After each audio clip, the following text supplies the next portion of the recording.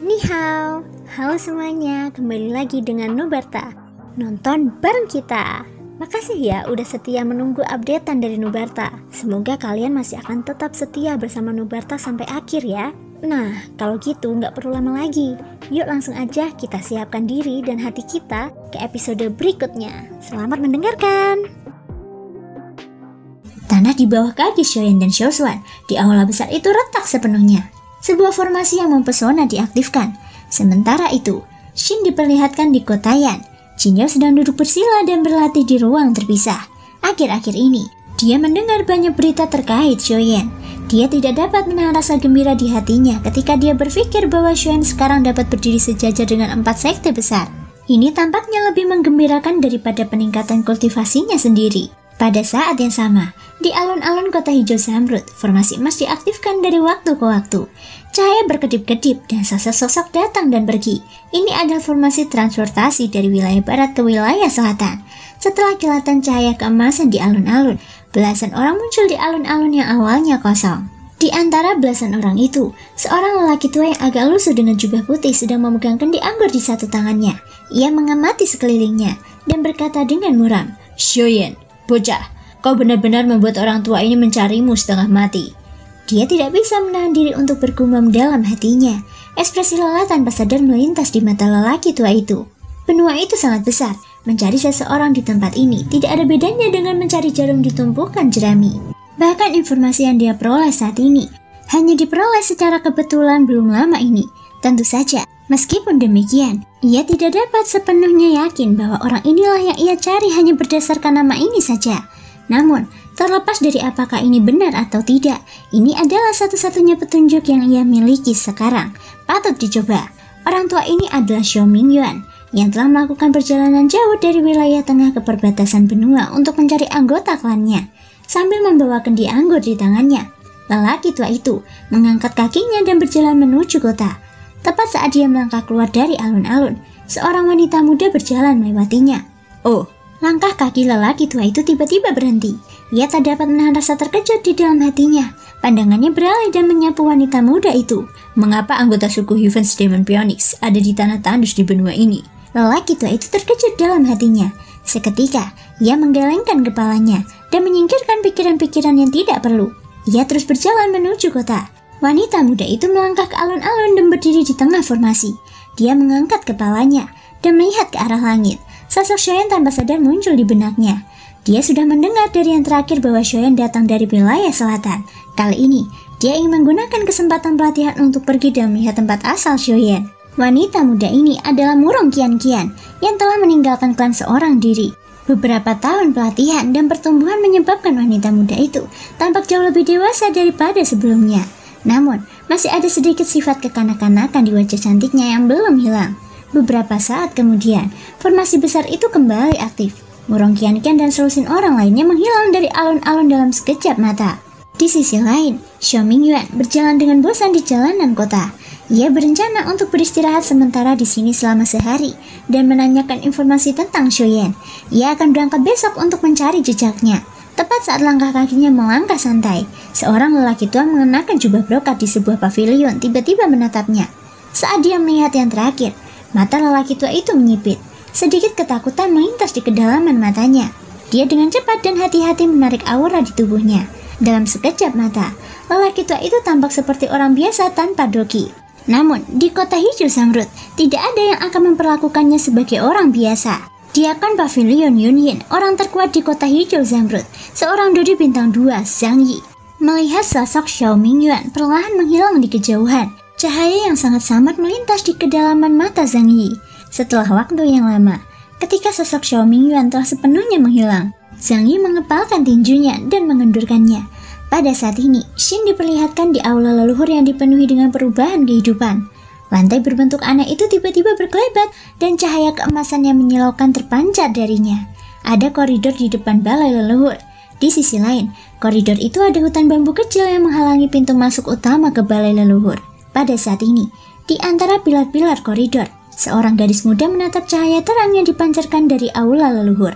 Setelah beberapa saat, cahaya keemasan berangsur-angsur menghilang dan dua sosok muncul di aula leluhur. Gadis muda itu terkejut. Meskipun dia ingin melarikan diri, Namun untuk beberapa alasan, tubuhnya yang halus itu tampak terpaku di tempat. Dia hanya bisa melihat dua orang di aula leluhur dengan hati takut sekaligus penasaran. Di mana tempat ini? Kedua orang yang baru saja muncul tak lain adalah Xiaoyan dan Xiaoshuan yang seharusnya berada di makam kuno Tianju dan seharusnya tenggelam oleh reruntuhan makam kuno itu. Mata Xiaoyan tampak terkejut dan tidak yakin saat mengamati lingkungan tempat dia berada saat ini. Kedua matanya mengandung sedikit kewaspadaan saat dia bertukar pandang dengan Xiaoshuan di sampingnya. Kemudian, mereka berdua melihat sekitarnya dan mendarat di tengah aula leluhur. Ada sebuah patung batu yang diabadikan di sini. Mereka berdua sangat jelas tentang penampilan patung batu itu. Bagaimanapun, mereka baru saja bertemu dengannya belum lama ini. Penampakan patung batu itu adalah yang terhormat Tianju. Dari apa yang terlihat, mereka berdua tampaknya telah jatuh ke dalam formasi yang telah disiapkan Tianju sejak lama. Dia pasti telah berencana untuk mengirim mereka ke sini. Aula leluhur ini menyimpan Tianju yang terhormat. Ini seharusnya adalah keluarganya atau tempat di mana dia dilahirkan. Mata Xiaoyan dan Xiaoshuan terus mengamati sekeliling mereka. Keduanya jelas mengerti bahwa sekarang bukan saatnya untuk mengejar ketinggalan. Mereka harus terlebih dahulu melihat dengan jelas situasi di depan mereka dan menunggu sampai semuanya tenang sebelum melakukan hal lain. Tetapi mengapa dia mengirim kita ke sini? Sudah 1000 tahun berlalu. Bahkan jika ada seseorang atau sesuatu yang tidak dapat dilepaskannya. Waktu telah berlalu dan aku khawatir kita tidak dapat membantunya mencapainya. Selain itu, dia belum memberitahu kita tentang hal itu. Xiaoyan menatap patung batu itu dan mengangkat bahu tak berdaya. Dia berbalik dan hendak melangkah keluar dari aula leluhur. Tunggu, dia pasti mengirim kita ke sini karena suatu alasan. Lagi pula, tidakkah kau menyadari ada jejak auranya di sini? Xiaoshuan tersenyum, matanya yang gelap perlahan berputar, dan segera matanya tertuju pada bagian atas patung batu.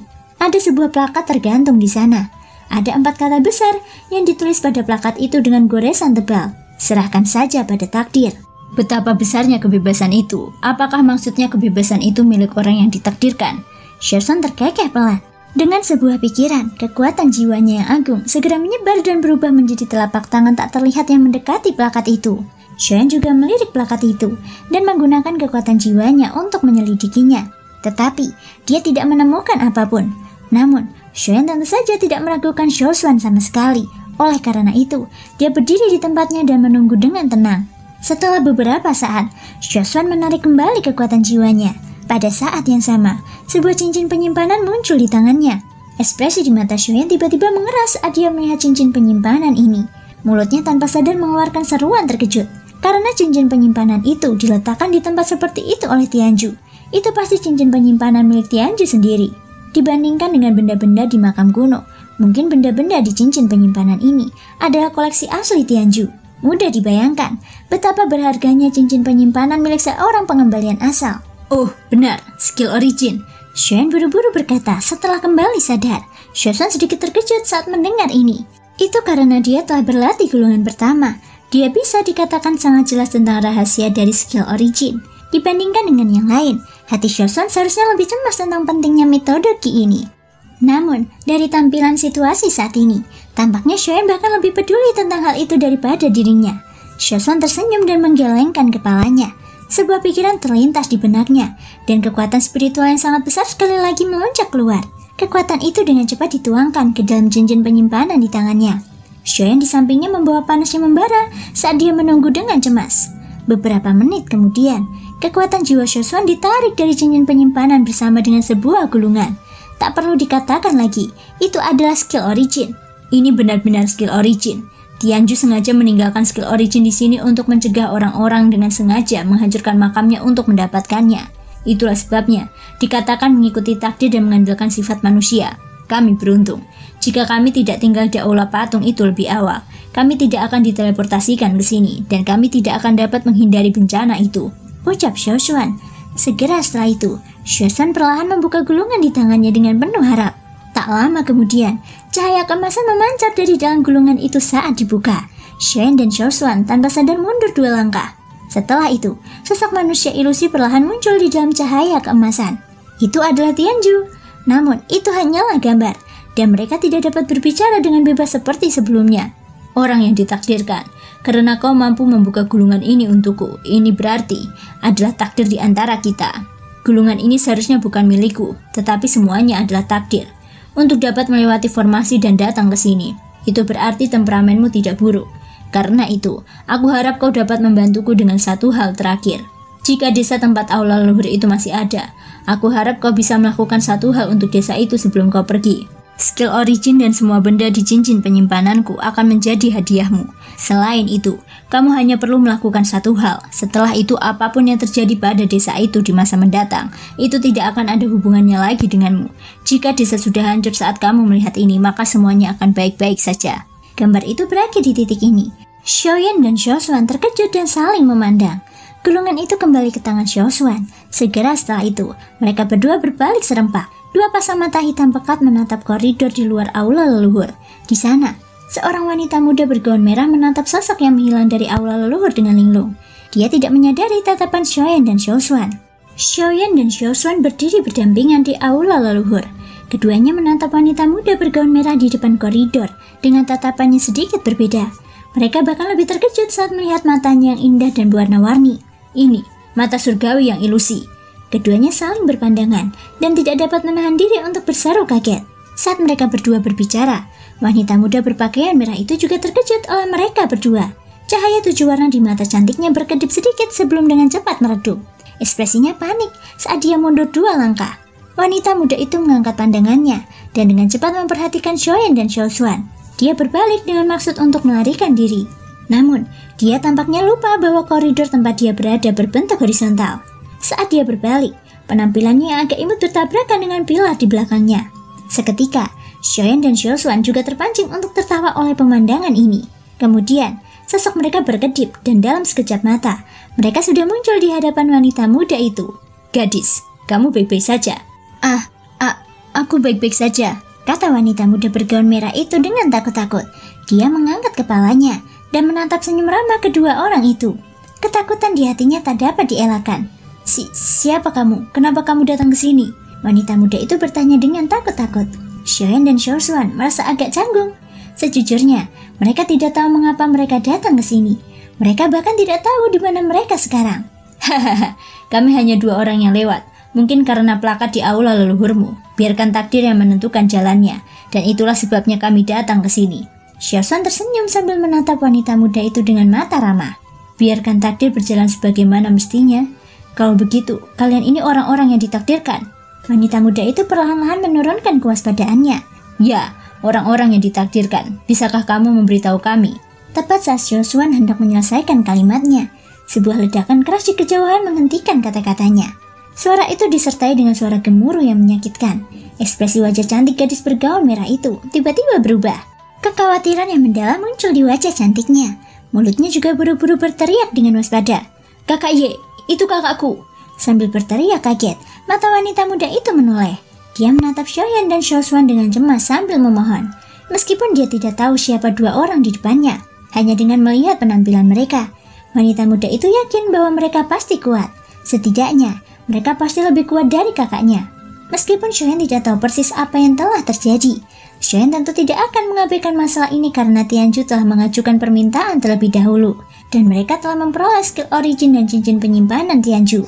"Hahaha, jangan khawatir, karena kita sudah ditakdirkan. Kami akan membantumu menyelesaikan masalah saudaramu." Sambil tersenyum, Xiaoyan mengulurkan tangannya dan meraih pergelangan tangan wanita muda itu. Sosok Xiaoshuan sedikit berputar, berubah menjadi aliran cahaya dan melesat ke tubuh Xiaoyan.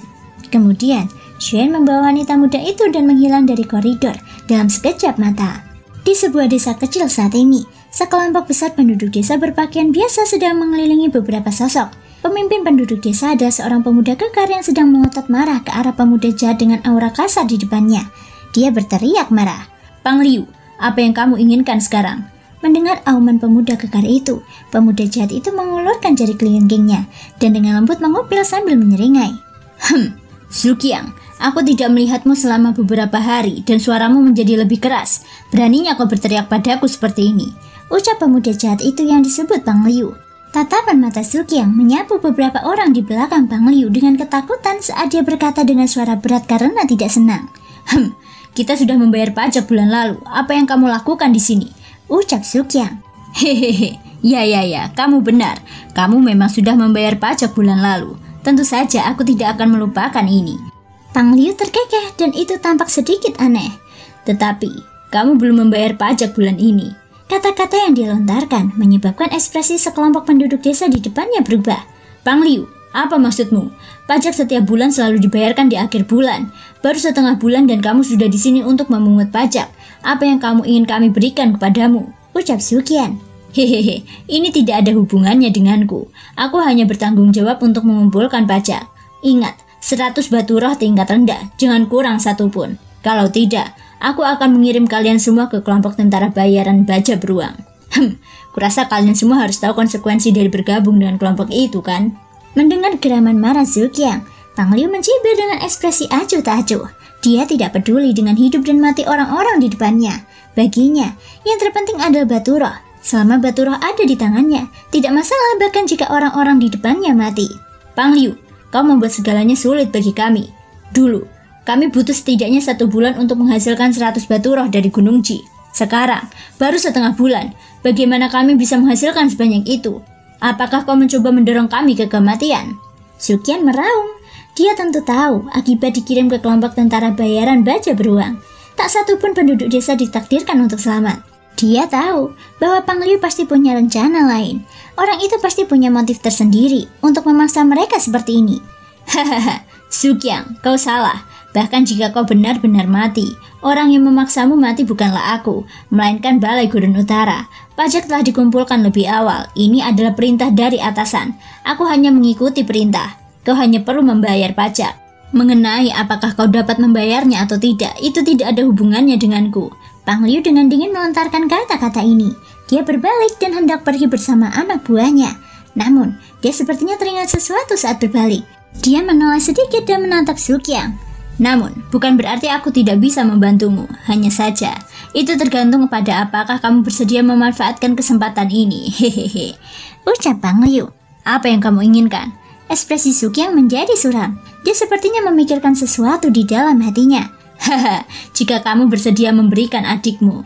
Sebelum Pang Liu sempat selesai berbicara, sosok Sukiang tiba-tiba melesat maju dengan dahsyat. Aura tirani seorang bandi bintang 8 langsung terpancar. Kekuatan penindasan yang dahsyat langsung menyerbu ke arah Pang Liu. Adiknya adalah satu-satunya hal yang tabu baginya. Siapapun yang berani menyentuh garis ini, siapapun mereka akan mati. Namun, Pang Liu sama sekali tidak takut menghadapi aura Sukiang yang sombong. Sudut mulutnya terangkat membentuk senyum dingin. Hampir pada saat yang sama, seorang pria parubaya di sampingnya dengan cepat menyerang. Dalam sekejap mata, dia bertabrakan dengan keras dengan Sukiang. Tubuh pria parubaya itu stabil seperti gunung setelah tabrakan. Sementara Sukiang dipaksa mundur oleh serangan pria parubaya itu. Dia jatuh ke kerumunan dan ditekan. Kau hanya seorang bandi bintang 8, namun kau ingin membunuhku. Di masa lalu, aku membiarkanmu tetap hidup karena aku melihat bahwa kau mampu memimpin sekelompok orang ini untuk memberiku keuntungan. Namun, dari kelihatannya, kau ingin memberontak terhadapku hari ini. Pang Liu tertawa dingin.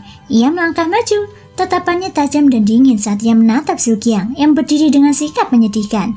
Niat membunuh melintas di matanya. Karena cepat atau lambat, kau akan menjadi momok jika aku membiarkanmu hidup. Aku akan menggunakan kesempatan ini untuk melepaskanmu pergi hari ini. Pang Liu melambaikan lengan bajunya yang besar. Begitu kata-katanya terdengar, seketika, aura yang sangat kuat menyebar dengan cepat dari dalam tubuhnya. Di bawah tekanan aura ini, bahkan beberapa bandi bintang 9 di belakangnya menampakkan ekspresi ketakutan di wajah mereka. Dodi bintang 1. Meskipun kekuatan ini dianggap tidak ada apa-apanya pada tingkat elit Dodi bintang 1 sudah cukup untuk menekan semua orang yang hadir di tempat ini. Dodi. Pada saat ini, bahkan hati Sukiang sangat terkejut. Dia tidak pernah menyangka bahwa orang di depannya yang tampak seperti bajingan benar-benar telah mencapai kelas Dodi. Hehehe, kamu sangat terkejut bukan? Aku tidak pernah menunjukkan kekuatanku yang sebenarnya kepada siapapun selama bertahun-tahun ini. Namun, karena kamu ingin membunuhku hari ini, aku akan membuat pengecualian dan menghabisimu secara pribadi. Pang Liu tertawa dingin. Ia mengangkat tangannya dan doki yang bergejolak segera menggumpal di ruang kosong di depannya, berubah menjadi tangan besar. Tak lama kemudian, tangan itu jatuh dengan keras ke arah Sukiang. Namun, detik berikutnya, tangan energi besar yang jatuh tiba-tiba berhenti di udara. Tak lama kemudian, dua sosok manusia perlahan muncul di ruang kosong. Keduanya ada seorang pria dan seorang wanita. Pria itu mengulurkan jarinya dan dengan lembut menyentuh tangan energi besar di depannya. Merusak. Sebuah kata acuh tak acuh keluar dari mulutnya. Pada saat yang sama, Taman energi besar di depan pria itu hancur dan menghilang. Adegan ini sontak saja membuat semua orang yang hadir tercengang di tempat. Banyak tatapan mendarah di tubuh pemuda berjubah hitam itu. Hanya setelah beberapa saat kemudian, orang-orang ini tampaknya telah pulih satu persatu. Ekspresi di wajah mereka secara bertahap digantikan oleh keterkejutan. Ini terutama terjadi pada Pang Liu. Keterkejutan di hatinya bahkan lebih sulit untuk dijelaskan. Kamu, siapa kamu? Ucap Pang Liu, orang yang akan membunuhmu. Tanpa kata-kata yang berlebihan, Xuan mengulurkan tangannya dan mengayunkannya ke udara ke arah Pang Liu. Hampir pada saat yang sama, sebuah kekuatan dahsyat menghantam kepala Pang Liu. Sebelum dia sempat berteriak ketakutan, tubuh dan jiwa Pang Liu langsung hancur. Mereka berubah menjadi kabut darah yang perlahan menghilang. Begitu adegan ini muncul, gadis muda di samping Xuan menutupi wajahnya yang cantik dan ketakutan. Adapun Zuqiang dan yang lainnya di belakangnya, mereka sangat terkejut hingga mulut mereka terbuka lebar. Ekspresi tercengang mereka tampak agak lucu. Baru setelah Xuan berbalik dengan acuh tak acuh, dia menoleh ke gadis muda di sampingnya dan berkata sambil tersenyum, apakah ini baik-baik saja? Mendengar perkataan Xuan, gadis muda itu dengan takut-takut menyingkirkan kedua tangannya menutupi wajahnya. Dia dengan takut-takut menatap Xuan, lalu buru-buru mengalihkan pandangannya. Pada saat yang sama, kepala kecilnya mengangguk seperti anak ayam yang mematuk nasi. Itu dianggap sebagai sebuah respon. Melihat ini, Xuan tersenyum santai. Kemudian dia mengalihkan pandangannya dan menatap bandi bintang 9 itu. Ekspresinya tiba-tiba berubah dingin, dan dengan nada acuh tak acuh dia berkata, "Enyahlah, kembalilah dan beritahu tuanmu bahwa tidak seorang pun di sini yang boleh menyentuhnya.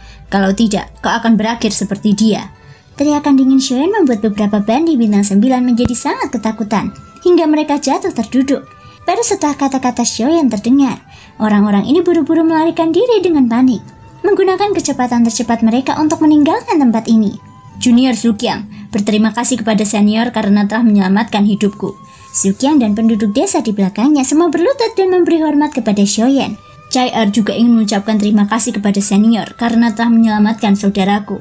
Tepat saat Xuan hendak membuka mulutnya, gadis muda di sampingnya juga berlutut di tanah.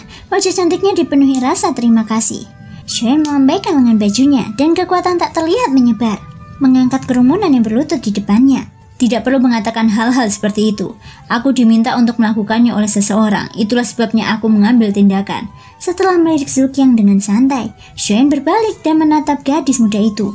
Matanya yang hitam pekat menatap mata gadis muda yang berwarna-warni itu, dan dia tidak bisa menahan diri untuk tidak mendecakkan lidahnya karena takjub. Jika permintaan yang terhormat Tianju adalah salah satu alasan mengapa dia tetap tinggal, maka gadis muda di depannya adalah alasan lain mengapa dia masih berdiri di sana saat ini. Melihat tatapan Xuan benar-benar tertuju pada Chai-Er, raut wajah Zuqiang tak dapat menahan diri untuk tidak berubah. Ia melangkah maju 2 langkah dan menangkupkan kedua tangannya ke arah Xuan sambil menarik gadis muda itu ke belakangnya. Terlepas dari apakah Anda diminta untuk melakukannya oleh seseorang atau tidak, karena Anda telah menyelamatkan desa kami, saya ingin bersikap berani dan mengundang Anda ke desa. Saya harap Anda setuju, ucap Zuqiang. Hahaha, bocah kecil, sepertinya anak ini menganggapmu mesum. Tiba-tiba, tawa mengejek Xiaoshuan terdengar dari tubuh Xuan. Sungguh sulit bagi siapapun untuk tidak memperhatikan pemandangan yang begitu jelas. Karena Xiaoshuan saat ini sedang dalam kondisi jiwa, tubuhnya agak lemah. Akibatnya, ia memasuki tubuh Xuan dan menggunakan api surgawi Xuan untuk menyehatkan dirinya sendiri, sambil memilah-milah kekuatan warisan yang terkandung dalam asal-usul jiwa Tianju. Mendengar itu, Xuan hanya bisa tersenyum pahit tanpa daya. Ekspresinya tidak berubah saat dia mengangguk ke arah Zuqiang. Setelah itu, dia mengikuti Zuqiang ke desa. Sepanjang jalan, Zuqiang memimpin Xuan sementara yang lain mengikuti di belakang dengan patuh. Dari waktu ke waktu, mereka berbicara dengan gembira dan khawatir. Sekarang, Pang Liu telah meninggal. Mereka aman untuk sementara waktu. Namun, kematian Pang Liu tidak membawa kedamaian jangka panjang bagi mereka. Sebaliknya, desa Zhou akan segera menghadapi ancaman yang lebih besar. Pang Liu sudah meninggal. Tapi bagaimana dengan pajak dari atas? Dulu kita mungkin bisa mengeluarkan 100 batu roh. Namun, pajak dari atas telah meningkat dalam beberapa tahun terakhir. Dan hasil dari nadi roh telah menurun. Mengumpulkan 100 batu roh setiap bulan sudah menjadi tekanan besar bagi kita. Aku tidak menyangka mereka akan begitu berlebihan kali ini. Kurang dari setengah bulan sejak pembayaran pajak terakhir. Dan mereka benar-benar datang untuk mendesak kita lagi. Mereka benar-benar memaksa kita ke jalan buntu. Ya, akhir-akhir ini urat nadi roh sangat aneh. Meskipun batu roh dapat terlihat di mana-mana. Sulit untuk menambang satupun batu, bahkan setelah menggunakan semua tenaga dan sumber daya kita. Ini adalah pertama kalinya hal ini terjadi selama bertahun-tahun. Terlebih lagi, kali ini, bahkan Chai-Er tidak dapat melakukan apapun. Ini benar-benar membuat orang gelisah. Shoyan yang sedang berjalan pelan tiba-tiba mendengar kata-kata itu datang dari belakang. Dia tidak bisa menahan diri untuk berhenti sejenak. Dia sedikit mengernyit dan berbalik untuk melihat kedua lelaki tua yang sedang berbicara. Tubuh kedua lelaki tua itu berhenti ketika mereka melihat tatapan Shoyan tertuju padanya. Ekspresi wajah tua mereka awalnya terkejut. Tak lama kemudian, mereka buru-buru membungkuk kepada Shoyan, takut mereka akan meremehkan pihak lain. Anda baru saja mengatakan bahwa Nadiroh adalah pegunungan yang khusus menghasilkan batu roh. Shoyan mengangkat tangannya dan membantu kedua lelaki tua itu yang sedang membungkuk padanya. Berdiri seraya bertanya dengan rasa ingin tahu. Ekspresi kedua lelaki tua itu berhenti sejenak. Mereka saling memandang, lalu mengangguk dan berkata, "Senior benar, Nadiroh yang kita bicarakan adalah pegunungan yang menghasilkan batu roh," kata tetua itu. "Kamu baru saja mengatakan bahwa batu roh dapat dilihat di mana-mana di Nadiroh, tetapi tidak dapat ditambang, kan?" Shoyan mengangguk dan bertanya lagi. "Ya, mungkinkah senior tahu alasannya?" Mata kedua lelaki tua itu menampakkan sedikit kegembiraan saat mereka buru-buru bertanya. "Mungkin, jika memang seperti yang kupikirkan, maka mungkin aku punya cara untuk menyelesaikan masalah ini. Tentu saja, pertama-tama aku harus melihat Nadiroh." Shoyan tersenyum tipis. Kegembiraan di hatinya tak terbendung lagi. Jika memang seperti yang dipikirkannya, maka ia harus pergi ke Nadiroh. "Maafkan aku, senior. Nadiroh berhubungan dengan kehidupan seluruh desa kita. Jika sesuatu terjadi, semua orang di desa Zu kita akan terlibat. Jadi..." Tepat saat Sukyang hendak berbicara, Chai-Er yang berada di sampingnya menyela. "Saudaraku, sekarang bukan saatnya untuk membicarakan peraturan ini. Jika kita tidak dapat mengeluarkan 100 batu roh, Istana Gurun Utara pasti akan mengirim orang ke sini. Pada saat itu, kita akan berada dalam situasi yang sama. Daripada itu, mengapa kita tidak mencobanya? Biarkan senior melihatnya. Mungkin dia dapat membantu kita melewati krisis ini dengan aman," ucap Chai-Er. Wajah cantiknya dipenuhi dengan harapan saat dia menatap Shoyan. Mendengar perkataan Chai-Er, sebelum Sukyang sempat berbuat apa-apa, penduduk desa di belakangnya pun angkat bicara satu persatu. Ya, kultivasi senior sangat kuat. Dia pasti bisa membantu kita melewati krisis ini. Ya, dia bersedia mengambil inisiatif untuk membantu kita. Ini sudah merupakan anugerah yang luar biasa. Kita tidak bisa begitu saja menolaknya seperti ini. Karena kita tidak akan mendapatkan akhir yang baik jika kita tidak dapat menyerahkan batu roh. Mengapa kita tidak mencobanya? Jika saatnya tiba, selama kita menyerahkan batu roh, kematian Pang Liu dapat dianggap sebagai penjelasan. Ya. Kerumunan orang condong ke arah Shoyan, dan Sukyang pun terisolasi. Dengan ekspresi canggung di wajahnya, tatapan Sukyang dengan cepat menyapu kerumunan penduduk desa sebelum mendarat pada Chai-Er. Melihat senyum penuh harap dari Chai-Er, Sukyang kemudian menatap Shoyan. Dengan hormat menangkupkan tangannya dan tersenyum canggung. "Kalau begitu, aku harus merepotkan senior." Terima kasih semua sudah mau mendengarkan dari awal sampai akhir. Sampai jumpa di episode berikutnya.